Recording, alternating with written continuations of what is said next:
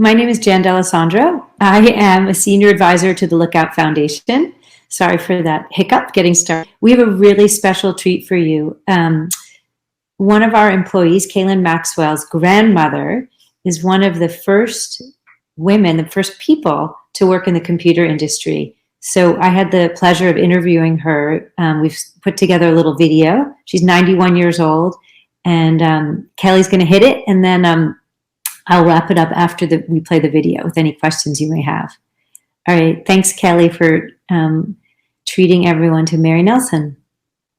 I was born July 5th, 1932 in Arcadia, California. That's east of Pasadena. My family moved to Duarte, California when I was 10. My father built cages for chickens during the war. He was the very first factory farmer that put chickens in individual cages, and we kept track of how they performed. And that's how we decided what to have for dinner on Sunday. I had a spotty education. Females were not to get an education if their brothers did not. So that's a factoid. I had various menial jobs after high school, but after marriage and divorce and a second failed marriage, I finally ended up at Stanford Research in Menlo Park in the 1960s. It's now SRI International. And if you want to know a lot of things that I did, you can go to SRI or SRI International, because an awful lot of the information that's on there, I took personal part in. There was a movie out called Hidden Figures, which related the fact that, until an industry becomes the in thing, it belongs to females. Because in those days we used to say, if you can spell computer, you can be one. So my being a female didn't preclude me from moving into a computing field, which was something that I had been very, very, very interested in from childhood. It's anecdotal almost at this time, but I can remember reading Longfellow's Tales of a Wayside Inn, and that included the poem of Paul Revere's Ride. And part of it was one if by land and two if by sea. And I knew there was missing information as a small child. I knew he had to know where to look, and there had to be no fog or trees in the way, because he had to know where to look in order to see that it was one if the invasion was going to be by land or by sea. That's how young I got started moving towards codification and understanding computers. And like I say, they said, if you can spell computer, you can be one. And in the early days, that's what they called us, computers. And probably 99% of them were females.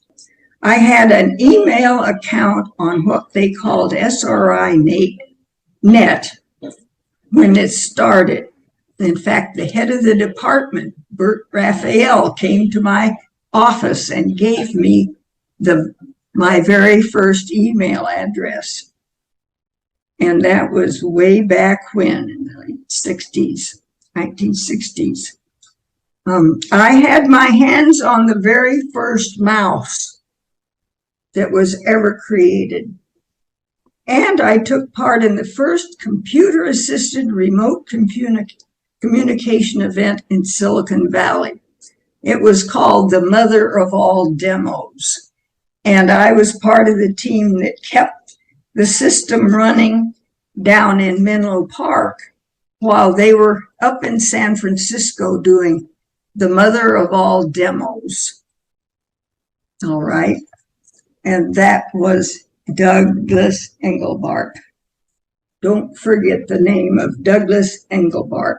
And I said, I suffered with Douglas Engelbart when he lost his battle for what he called augmented human intellect, seeing it turning to financial manipulation, trivial commercial studies, and the war industry. Broke his heart. He went into something totally different after that because of the way he was so disappointed. He thought computers would help bring world peace. You know, I went from having to wear high heels, which was hard for me because I have some foot problems, high heels, a girdle, and a regular suit, a regular outfit, in order to sit in a closed room running a plotting machine that's looking at 35 millimeter data and creating punch cards from that data to go over to Stanford University and run through their computing system. So I went from that to be in the basement of SRI's engineering building, wearing cowboy boots and Levi's, and with a deck of cards, IBM cards, in the hip pocket of my Levi's. So security was an issue because the head of the department, when the 3200 control data machine became too small, they decided to get a 6400 control data machine that was a lot bigger. And of course, the elites at SRI decided that should belong to central services. So they moved us into central services. And once we were running that machine in central services, they decided they needed a bigger name to run the department, and they hired Don Parker. If anybody looks up Don Parker with a DONN, you will discover that one of the first things they started talking about with computers was security, which he called was called computer crime at that time. So I have been closely related to security issues from the very, very, very beginning. So that kind of brings that up to date, because that issue goes clear back into the 1960s. I joined Hewlett Packard in 1980 in the corporate data center. It was simply that there was a change taking place at SRI. One of those situations where two equal guys, they're guys, of course, are heading in the same direction, and only one is going to be able to get there. And the man that I was working for left to form his own company. And then that didn't work out. And in the end, I ended up receiving an offer from Hewlett Packard via someone that I had known at SRI to come in and manage a department in the central services computer of Hewlett Packard. So I made that jump, because actually it's like with most females, you know, when the industry becomes really important, then men get put in your place. And so a woman has to make a jump in order to get the salary that all the men that she has trained, take over. There are still people there still at the end when I retired that I had trained, and then they took over my job because, well, they were males. See, there's a chronology here for when women can get into any industry, but females start most industries, is what I have learned in my life. And that includes me. One of my colleagues in a different department who was doing something similar to what I was doing, which had to do with what they called in the beginning office automation. You know, that when a computer came into the office or a department or somebody's desk, they called it office automation. And there was big conferences that were helping people who supported the users of computers at Hewlett-Packard. And at one point, this person had 2 little children right in a row, and she just couldn't handle it and decided that she wanted to start her own business. She called it Professional Software Training. And we did software training. We did software manual, software class writing, and software support as well. In fact, there still is a professional software training company in Florida where she and her husband finally moved. But so that it was clear, Hewlett-Packard decided there was an adverse, they had some adverse situations financially, and they decided to outsource the training and support. I lobbied against that for 2 years. I said, somebody, if the end user doesn't know how to do it, then somebody has to know. And there's a continuity there. And so supporting the secretary of the head CIO of Hewlett-Packard was part of that job, part of our job.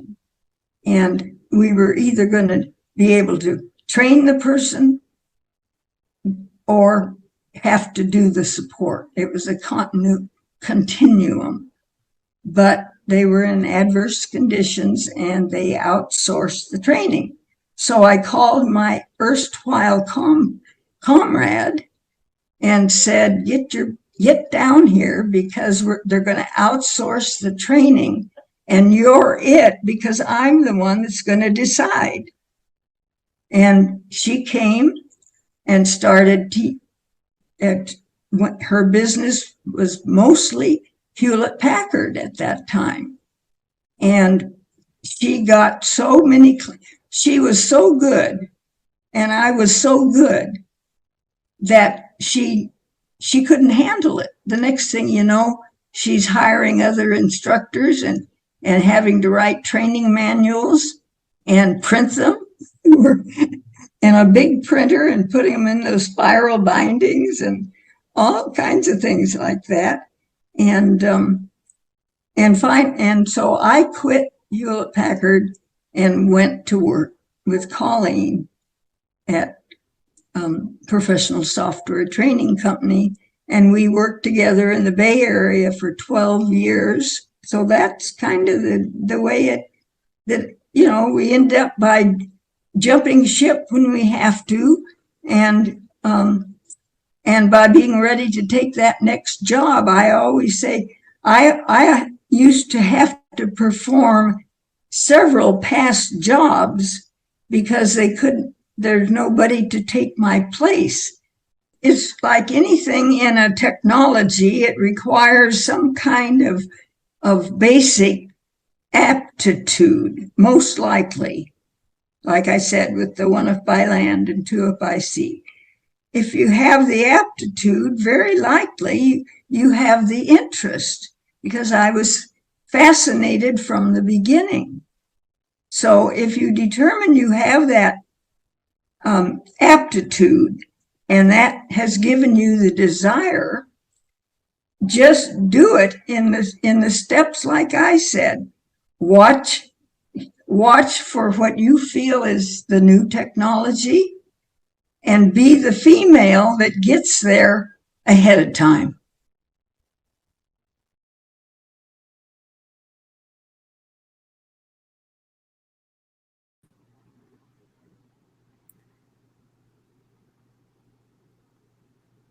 All right, well, thank you all. How amazing was she? I mean, we just got a history lesson of the business of computing and the founding of the security industry. So many incredible tips for women and how to move forward in your career.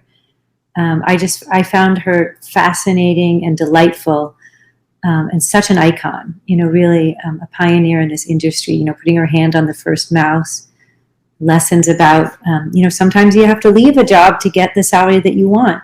And also that women are often leading new industries. I think about AI, the enormous opportunity that is in front of all of us.